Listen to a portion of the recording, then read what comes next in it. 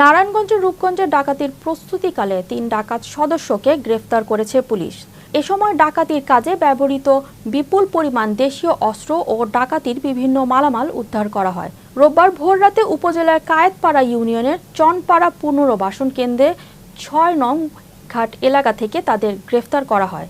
গ্রেফতারকৃতরা হলেন চনপাড়া পুনর্বাসন কেন্দ্রের ১ নং ওয়ার্ডের কিনাইমুদ্দিনের ছেলে সোহেল মিয়া, জাহাঙ্গীর আলমের ছেলে চান মিয়া ও মোহাম্মদ খালেক মিয়ার ছেলে মোহাম্মদ মনির হোসেন।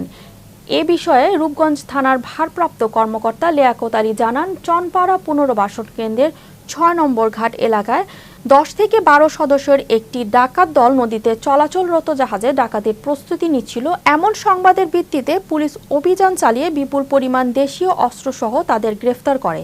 এ সময় পুলিশের উপস্থিতি টের পেয়ে বাকি ডাকাত সদস্যরা পালিয়ে যায়। এ সময় জব্দ করা হয় বিভিন্ন সময়ে লুট হওয়া বেশ কয়েকটি ব্যাটারি, মাঠ পাম্প সহ বিভিন্ন মালামাল। অন্যদিকে কর্ণগোপ এলাকায় অভিযান চালিয়ে কিশোর গ্যাংয়ের এক সদস্যকে রিভলভার সহ আটক করা হয়। দুটি ঘটনায় আইনগত ব্যবস্থা প্রক্রিয়াধীন রয়েছে। লক্ষ্যে আমরা নিয়মিত প্রতি রাতে অভিযান করি।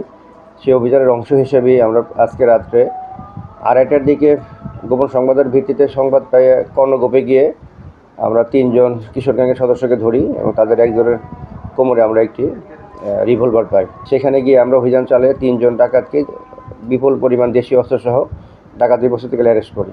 তাদের প্রত্যেকের বিষয়ে আইনগত ব্যবস্থা প্রক্রিয়াধীন।